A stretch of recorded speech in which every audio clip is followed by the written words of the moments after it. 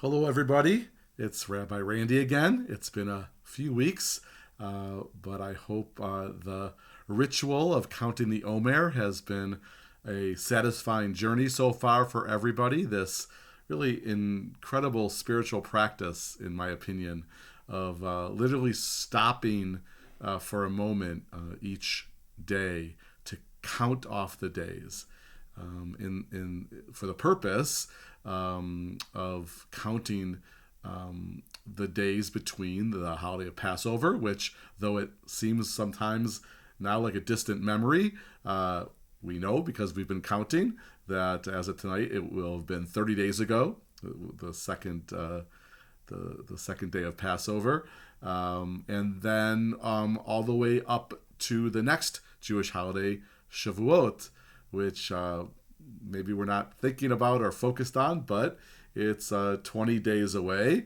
even closer to us than Passover is in the past from us.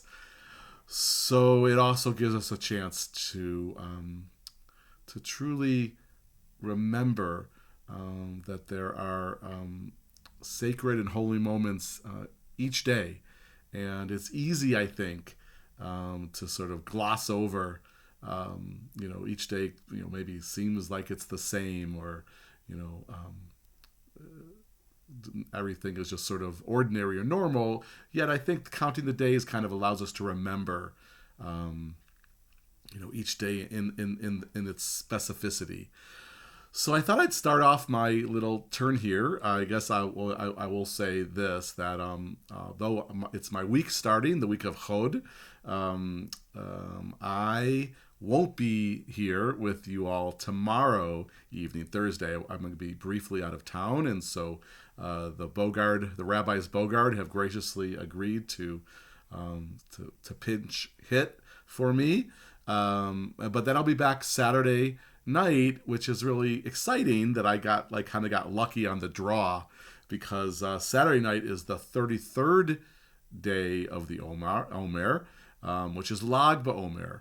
And I'll have more to say about that on Saturday night, but just suffice it to say that I will be coming at you from outside, weather permitting, with a nice campfire kind of by my side. So a little bit of a spoiler alert or a tease for Saturday night, but I did want to, in the spirit of sort of stopping and recounting sacred moments, I just came back from Washington D.C., where my son Gabe graduated from Georgetown University. It was obviously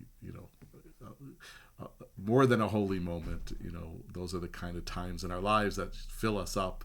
As I said, in the Psalms it says Kosi Revaya. Sometimes your cup is just overflowing, and certainly it was.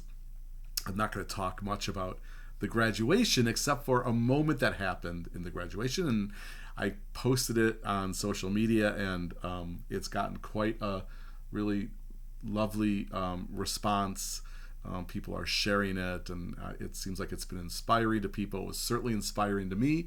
So for those of you who don't know the story yet, or haven't read it online, I'm going to kind of do a little oral Torah and tell you what happened after the graduation ceremony. And I'll start with this background. At the graduation, Georgetown, which is a Catholic Jesuit institution, I think they understood the moment we're in, and the difficult moment when it comes to October 7th and the war in Gaza, and the protests that have been happening on college campuses, and the disruptions at graduation. And they made a really smart, I think, a compassionate decision, maybe proactive even, which is at the graduation ceremony, although again it's a Catholic institution, the opening prayer was given to the campus rabbi, who I've gotten to know over the past few years because Gabe has been involved in Jewish life on campus. And the closing prayer was given to the campus imam. And Georgetown has what they call campus ministries. And again, for a Jesuit university, they really strive to represent all the different traditions that students are kind of part of on their paths. And there's a row of offices of the Hindu ministry and all the different Protestant ministries and the Jewish the Jewish office of Jewish students and all, et cetera, et cetera. I thought it was a really healthy and important nod to the difficulties that we're going through, both as nations and as spiritual paths. So the rabbi gave the opening prayer and the imam gave the closing prayer, and both were very beautiful and not controversial, but inspiring and stirring. And after the graduation, Gabe had gotten to know the imam, because he was involved in Jewish life, and there had been some programming that had been done in cooperation with all the different ministries. And the imam found us and congratulated Gabe, and of course I shook his hand. And he met my family, and Amy, my wife, happened to say, because I wasn't going to say it in a brief interaction, she said, my husband, Gabe's dad, is a rabbi. And right away, he just broke into this huge smile, and he said, oh, you're a rabbi, then we should hug, right? And we did. We had a really beautiful, very tender embrace, almost like someone who I was friends with. It was a very lovely gesture.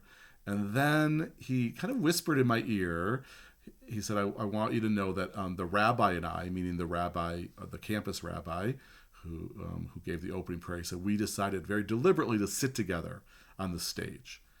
And I told him that I noticed that they had done that.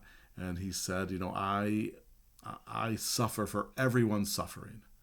And I certainly took that to mean that in this conflict, this awful conflict with Israel and Hamas and in Gaza and the Palestinians and the Jews, that that he felt compassion for everyone's losses and everyone's sufferings.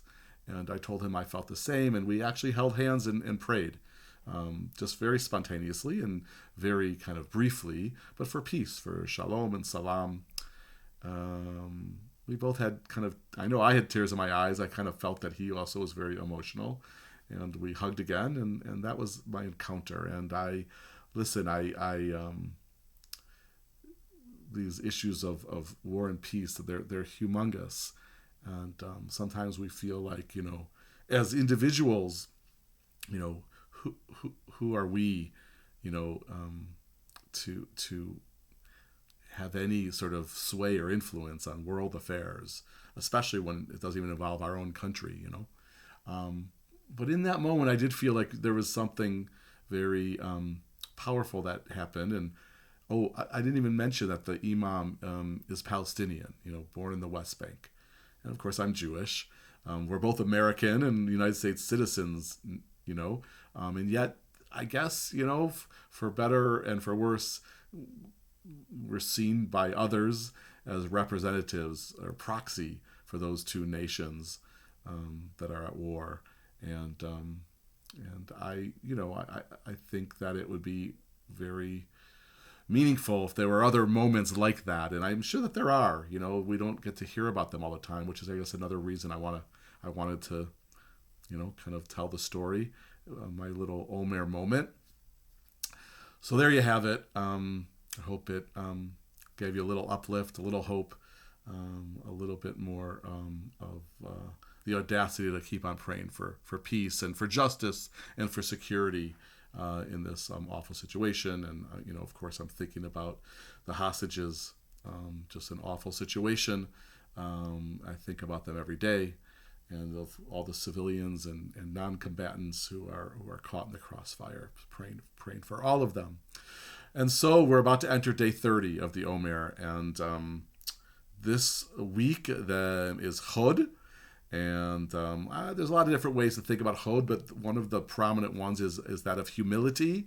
Some would even say surrender. That ability. Sometimes we just need to let it go and not get in our own way, and kind of not let ego block us from, being connected to all. And this 30th day that we're about to make the blessing for is the Gevura of Chod. Gevura meaning sort of strength and power. And so I guess I'm thinking about it this way, that part of being humble is recognizing the strength of others. And I think that's part of what happened with the Imam and I. It was his initiative. He wanted to hug me, and he wanted to tell me words after he found out I was a rabbi that were conciliatory and peaceful and peace-loving. And I was just there, in many ways, and just really kind of felt blessed that he had the strength to make that moment happen.